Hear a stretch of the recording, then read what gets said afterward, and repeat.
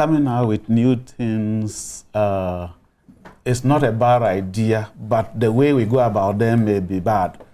Because this calendar, if you look at it, is going to squeeze the children and the teachers and overstretch them within the period that is going to be implemented. And we see that as unfortunate. If you are coming out with a calendar that is going to last for a longer time and you want it to have an impact, and even the very reopening day, the very first reopening day happens to be on a weekend, then you tend to wonder how much thought and energy has gone into it before we are finding ourselves in such a situation where a reopening date has been scheduled to fall on a weekend. This is not the first time. When the semester system was going to be rolled out somewhere around last year, a similar thing happened. When they brought out that calendar, the reopening date was also on a weekend. I don't know if we are switching to reopening on weekends, then we need to be informed, because it's not the normal norm that we know. Yeah, schools will usually resume on Tuesdays, and then vacations will be on Thursdays.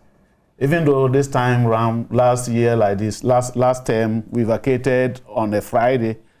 That was quite understandable because of difficulties in the exam that the class 4 pupils were to write, that national standard exam. Yeah, so that one is understandable. But this particular one, where you put somebody in charge to design a calendar for national use, and this calendar, even dates, becomes a problem. In fact, I just can't... You can understand. I can't come to terms with it. Okay. Let me come to you, Gideon. Your take on it as well. Thank you very much, Rosalind. If you look at this calendar, it means for the first time in the history of Ghana, we'll be doing 4 terms in a year. Yeah. Now, when you look at this calendar, the vacations are like 9 days, 10 days. Was the strike the teachers had about the Director General legit, about he being a professional, an educationalist, or he coming from another place? Was it well thought through? I believe a proper consultation should have been done, because teachers are also stakeholders in education. Are you saying that the strike was legit? Is that what they are telling us? It was. It was. Yes. Meaning that he's not competent enough? He doesn't know what he's about? No, it wasn't about his personality or competence. No, competence has nothing to do with personality. Well, so it's not about his competence, but it's about the nature of the job that he's been tasked to do. He doesn't understand. Is that what he you're saying? needs to have an in-depth knowledge of what really goes on in the GES. You understand? It's like this person is a master of a particular trade. If you take a mechanic to go and work on your door at home, you can imagine, because that person has the expertise in fixing cars. Now you have decided to take him to go and fix your door. If he turns it the other way and fixes for you, you don't have to complain. And so we feel that just as the framers of the policies found it necessary not to upgrade people who did other courses other than education, in the same vein, you should never bring somebody who didn't do education to come and head education. Right, okay. Yeah. The point is well made. Yes. Thank you very much. What goes on in vacation? Every good teacher sits down and does evaluation and analyzes each student. So at the end of the first term, I have to look at each student, their challenges, their positives, and know how to plan myself for the next term. Now I have 9 days to do that. You have a class of about 60, 70. You have 9 days to do that. You also have to rest and you have to spend time with the family. Is 9 days enough? Are parents ready to take their kids back to school after 9 days to provide stationery, other resources? And we are in wonderful times now, which they keep telling us. I believe the GES should have consulted more on this new academic calendar. And we would like them to come again on this academic calendar. Let's talk about the 9 days rest for the teachers. Yes. You're saying it's not enough. At all. How many days will be enough for you? On the previous calendar, we were doing 25 days as rest, which is even less than a month. But if you look at what goes on during vacation, 25 days would have been okay, because like I said, you go per student, per the new curriculum, you analyze the students or the learners individually. And now we are doing inclusive education. So whether it's a developing student or approaching proficiency, such as students must be a case study for the teacher to accommodate him and bring the best out of such a child. So it's not more like a general thing anymore where I'm like, okay, this I have 20 best students in my class. It's more individualistic. I can't do that in 9 days. I can't do that. You can't. I can't do that at all. Then you're talking about 70 students, you said? Yes. Wow. For a teacher? Yes. And you have to analyze all 70 students? Yes. Within the 9 days? Yes. But was the 25 days enough for the analysis? Well, it was. You know, we have now started with the new curriculum thing. The old one didn't have this kind of analysis. Yes, because it was a general thing. But with the new one, it's dealing specifically with each learner. Okay.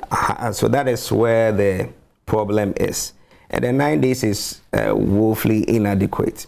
A colleague of mine's wife teaches in Apowa, I think in the eastern region. Now she was about to leave with her 4-month-old baby to that town. She's a teacher. Now she sees the new academic calendar and tells the husband, I cannot come back for holidays because we just have 9 days, looking at the transportation and not coming back and going back with this 4-month-old baby. That means this man will have to see his wife probably at the end of the year. Yeah. Because the other vacations are like 10 days, 9 days. What happens to that marriage? Right. Mr. Yita, yes, we're making a point with regards to those heading the units. Yeah. You were saying that you feel they are not the right people to head the unit because they are not educationists. Well, Is that supposed to be? Not all of them. Yeah. We had a take with the appointment of the DG, which was done without any consultation. And the fact that over the years we've been rejecting people who bring even economics, if you do BSc, whatever you do, which does not have a direct bearing on education, is not accepted for upgrading. I had to do 2 first degrees because my economics was rejected. And so I then have to go back and do the one which has direct bearing on education. So if I was rejected because I did economics, which could even be taught at the SHS level, and then maybe you bring a banker from somewhere to come and head those that you've rejected their certificates already. What is the fairness in all this? I think they wanted me to really prove to them that I had what it took to be within the inner circle. And even me as a grassroots person, if you require all this from me, then what about the one who is coming to implement? You should know that the DG's job is to implement policies. And you should be able to read through the policies, understand whichever way you are going to pass through to implement those ones effectively to be able to achieve the objectives for which that institution was set up. But will this not help build the children's future? The academic calendar? It will have an untold hardship on even the children themselves, because you should know that we have children from KG right up to GES. Junior high school. So if you have a 4-year-old kid who is going to be subjected to this compressed calendar, you can imagine what happens. At least children need rest. If you look at the chart for national standards in education, Finland and Korea are leading. Just take time after this, Google and check and see. The children, they play more than they really learn in the classroom, and they are still topping the chart. We do more in the classroom than we play, yet we are last at the bottom. So the problem might not necessarily be the number of hours you stay in the classroom, but other things that we are doing wrong. So this conversation actually is not just about the teachers, like we said earlier. It's about the parents and the students as well. And definitely on Wednesday, we'll bring them here so we can have that conversation, because we ought to, get to understand how comfortable they are with this new system? Because teachers, you are telling us that you are not too comfortable. Now, you actually relate with the students, and so you're saying that it would not be too good for a student. Are you saying that it will affect the students, how they study, it will affect their decision making? What else are you saying? Their health, including the teachers. Because, you see, in this era of stress, if your economy is, jammed up, then the subsets that are in that economy, what will happen? They will be crushed. And so if you are further subjecting the children and the teachers to further stress, it means that you are not going to really achieve the objective for which you came out with this particular calendar.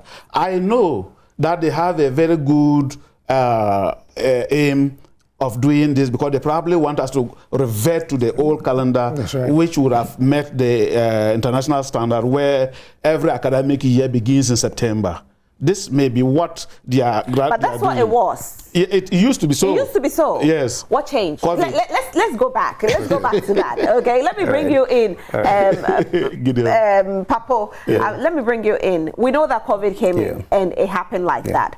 But when it happened like that, did it affect the children? Yes, we were asked to go home. The calendar was freezed. We were all uncertain about what was going to happen to all of us. But then the GHS were sent back to school to handle the Form 3s and the Form 2s, and they wrote their BEC thing. So we realized that, well, it's not that bad with our terrain here. So now GES came up with a semester thing, and we did 42 weeks in school. Then we went on first semester and second semester thing. Now GES wants to go back to the old system. We didn't have much problem with the semester thing, just that the way it was also structured, because we spent more months in school than vacations. I think we are losing sight of what is right and the psychology of education, because rest is important in play.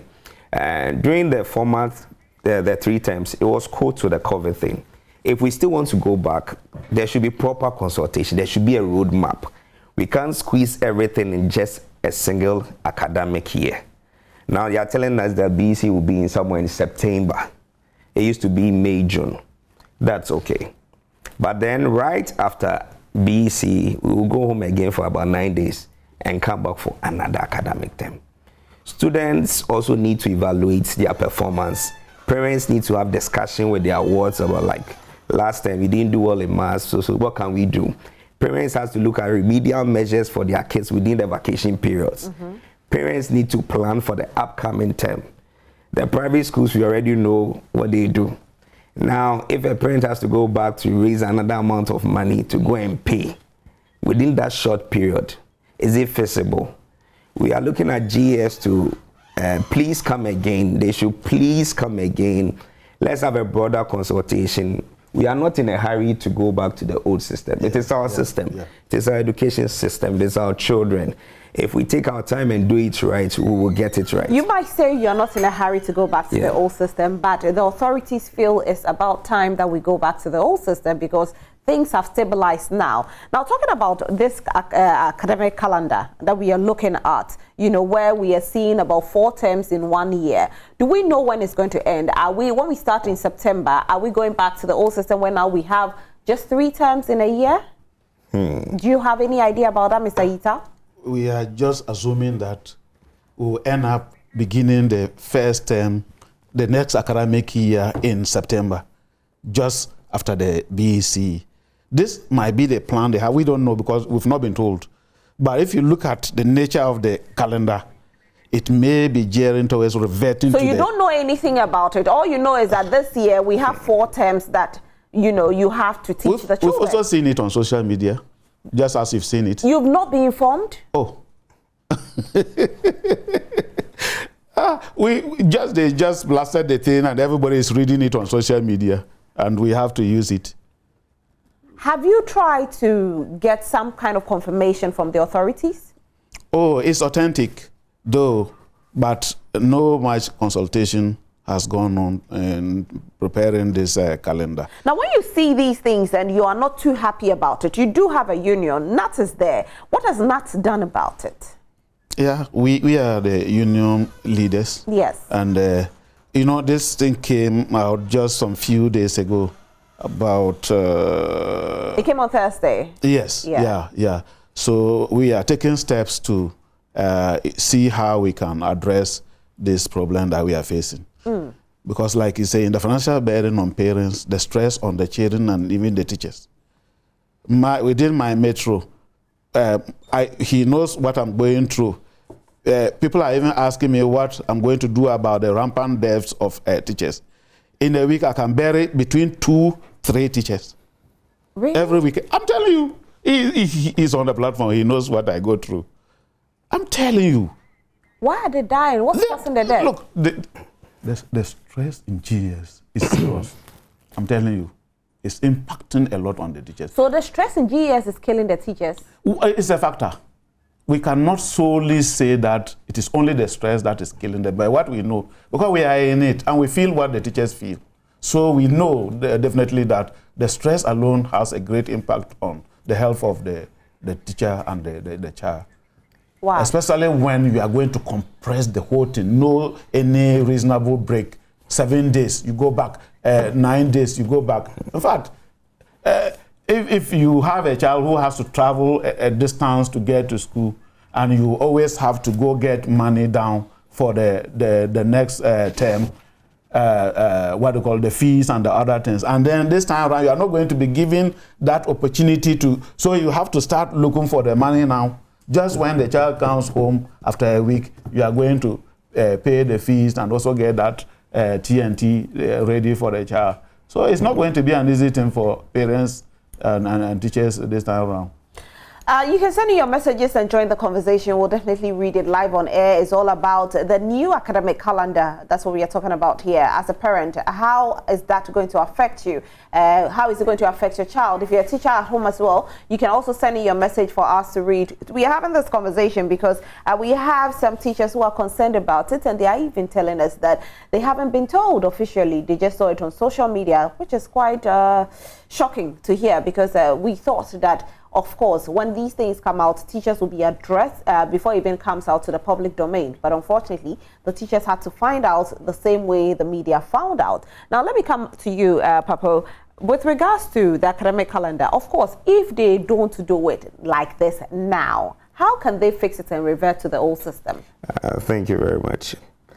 I'm so happy you said we also found it on social media. 3 days ago, on the GNAT Education Facebook page, a new calendar is posted there.